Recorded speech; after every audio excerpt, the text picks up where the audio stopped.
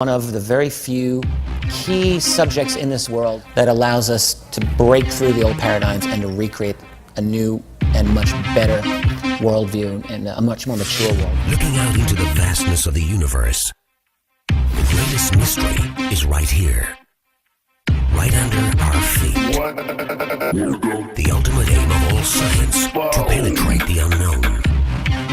These are the stories that will make you say, what the fuck? WTF, Gary? WTF? What the fuck does WTF mean?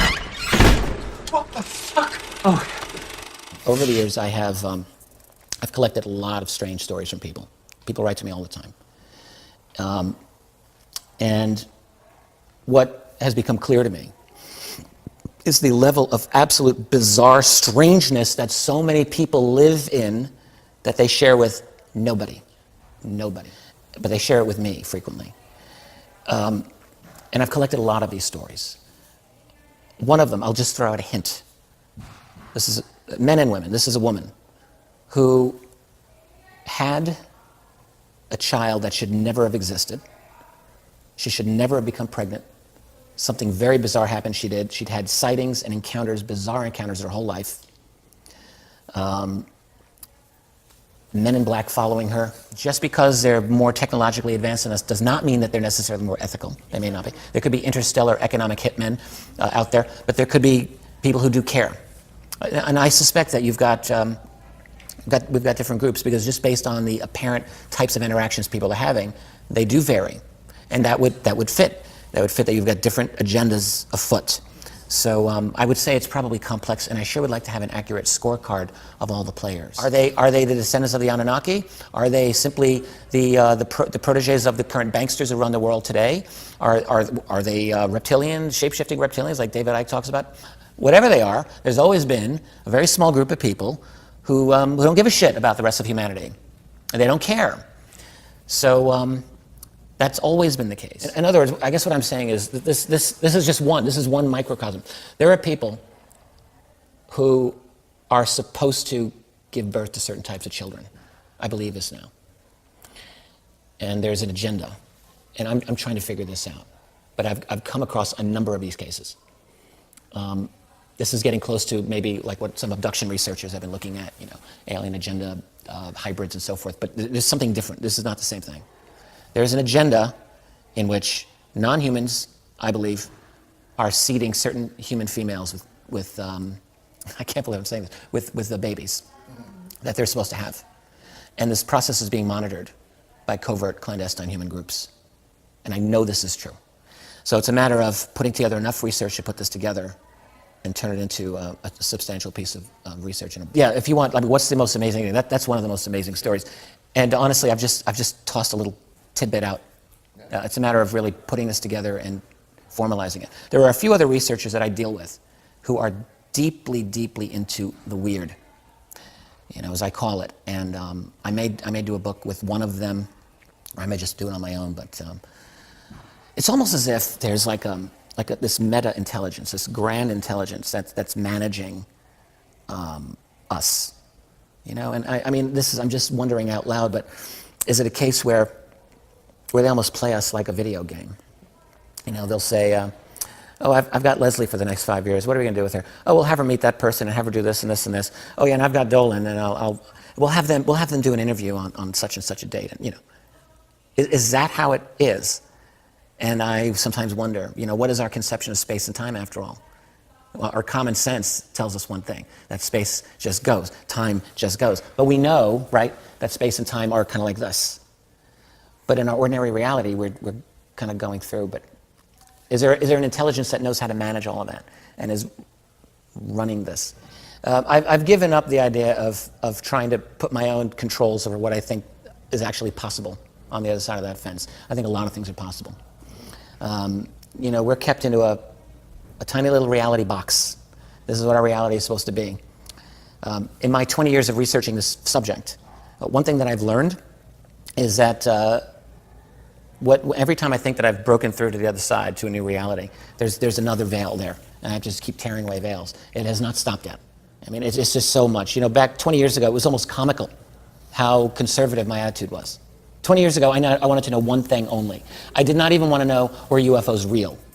All I wanted to, or aliens, or were there crop circles. I didn't care about any of that. I wanted one question, which was this a phenomenon that my country's military cared about? That's it. And if they cared about it, why was it not in any history book that I ever studied? That was it. Well, I determined very quickly that yes, this was a thing they sure as hell did care about. And why wasn't it in the history book? So I had to, you keep going.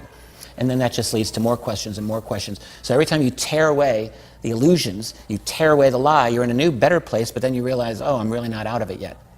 And it's been 20 years of doing this. I think that we're dealing with a very complex interaction.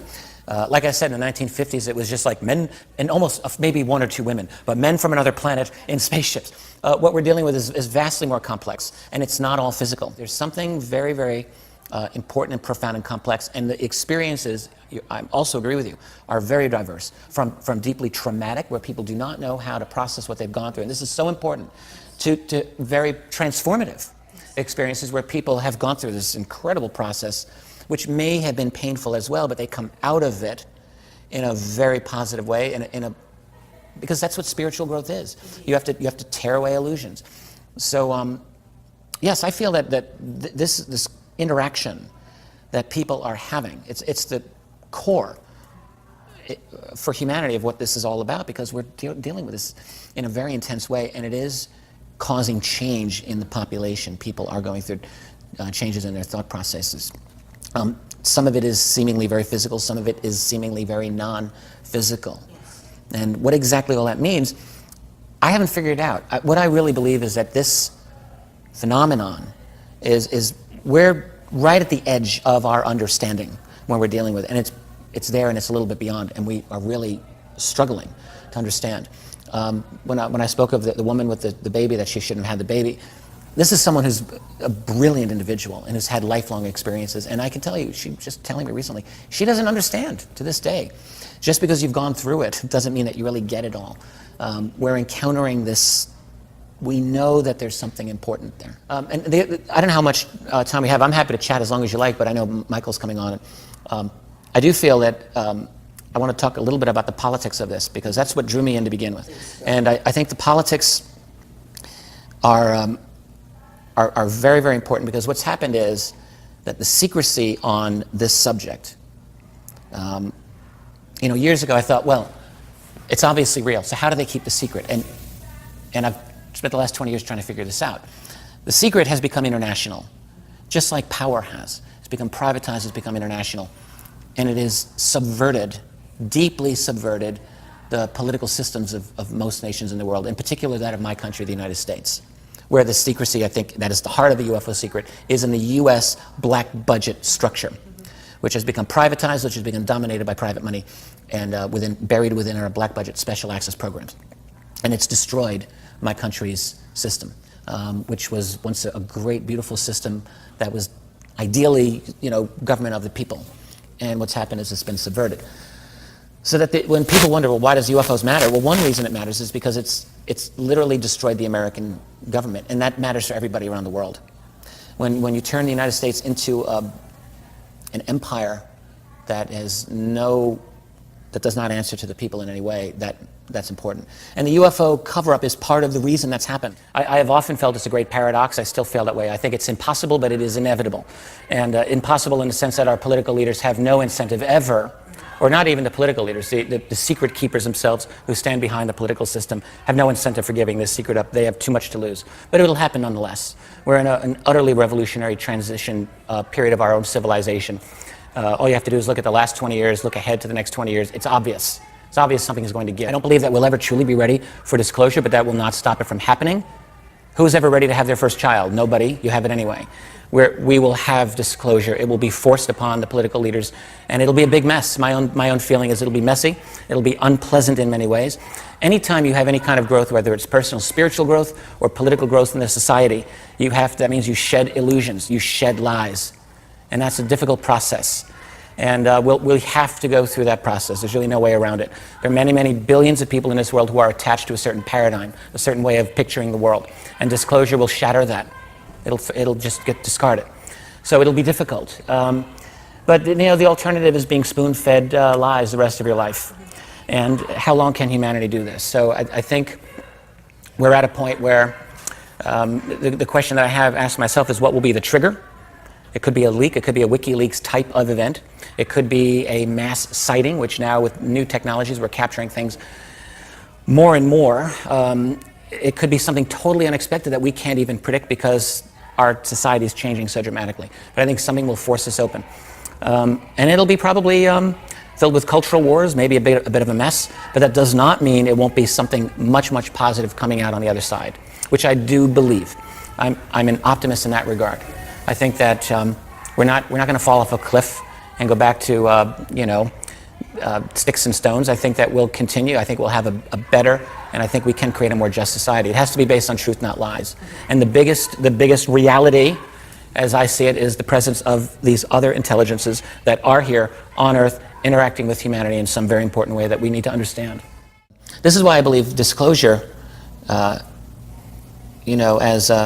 one historian said, will come as a terrible, swift sword. And when it does, there'll be a lot of hell to pay. That'll be a good thing. It has to be done. There's no way around it. The system has become rotten to the core. And the end of UFO secrecy will open up a whole can of worms dealing with a whole bunch of other secret things, whether it's 9/11, chemtrails, underground bases, you name it. It'll all come out. And it needs to come out. The reality that we're living in, this officially sanctioned reality, is, I think anyone can realize it's a fiction. It's a fiction. And I think what's happening is that we are going through a period of cultural change, and it's taken time. If you go back to the 1950s when all of this was kind of new culturally to people, I think it would have been a great, great shock to understand just how strange this phenomenon is. Back in the 50s, people thought, oh, men from another planet in metal spaceships landing, and I think it's a lot more complicated than that. All right, they're not just coming here for the first time, take me to your leader. That's not how it's going down. And so it takes generations for true, deep ideological change, conceptual change to take place. That's really what you need. You need generations upon generations. I think that we are right on the cusp of transforming ourselves as a species. I don't know if it's for the better or not, to be honest with you. Are we trying to turn ourselves into super intelligent robots? Sometimes I think that's what I see. Genetic manipulation, people afraid to die, so they want to live forever. I think it's a bad idea. Probably putting nanochips inside ourselves, and within 50 years, will there even be good old-fashioned unenhanced Homo sapiens? There's a question. Will we be in a transhumanist type of environment fully even then? I have a hope and I have a fear. And I don't like hope or fear. I actually try to live without both of them, but I have a hope and a fear. My fear is that we'll have a global fascist totalitarian state that is complete genetic control over all people and customizes different types of human beings. Some brilliant, some not so brilliant, some different physical characteristics, all to fit the little pegs to fit in all those slots that they want. That to me would be the worst nightmare ever possible, but it is possible. My hope is that we actually don't try to turn ourselves into superhuman robots, that we actually try to find a way to live natural, organic, untoxified lives, a natural human lifespan. I don't think there's anything wrong with living only a century, personally, and in which we simply try to be as much in touch with ourselves and what we're supposed to be biologically as we can be. And that includes our spiritual side, which I happen to take very seriously. I think that we have a spiritual side and it matters. By trying to turn ourselves into superhuman robots, my fear is that we're really losing sight of what we're really supposed to be. Really what it ultimately comes down to is how we, human beings, comport ourselves in this world of ours, with or without other beings. And I think if we act the way we're supposed to act, the way that if we treat each other with loving kindness, with compassion, not aggression, I think that we will get to a point where we will be able to interact with a much larger community in a positive way. First time ever, ordinary people around the world are able to communicate with each other. We're able to share knowledge. We're able to organize in ways that were never, ever possible. Even one generation ago would have been a fantasy. And it's not a fantasy now. So we're in an era now where you can rip digital data out of classified vaults and throw them out for the world to see for the first time. And we're only at the beginning of that. So everything's different now. Everything is totally different now. And I do really feel this in my bones, that we are right on the cusp of a massive, massive transformation, an upheaval. And as I was saying to start this conversation off, I'm not saying it's all going to be pleasant, but it's going to have to be necessary. And I pray to God or whoever's out there listening that we do everything we can to make it positive. Who's that? Oh, don't worry about him. That's just a nobody who lives in the basement. A nobody? Who farted? Nobody!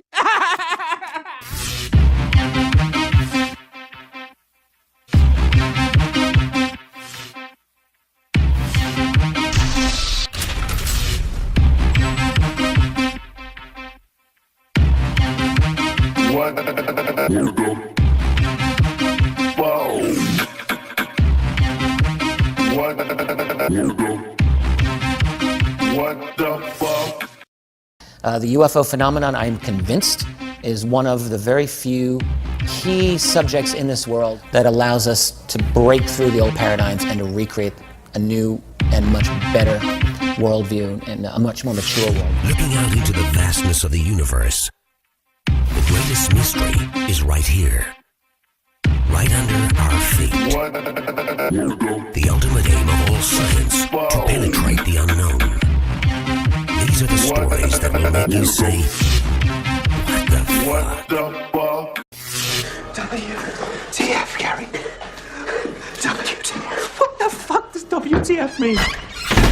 What the fuck? Oh. Over the years, I've collected a lot of strange stories from people. People write to me all the time.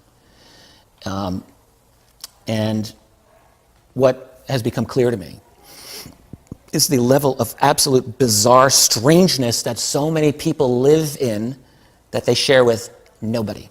Nobody. But they share it with me frequently. And I've collected a lot of these stories. One of them, I'll just throw out a hint.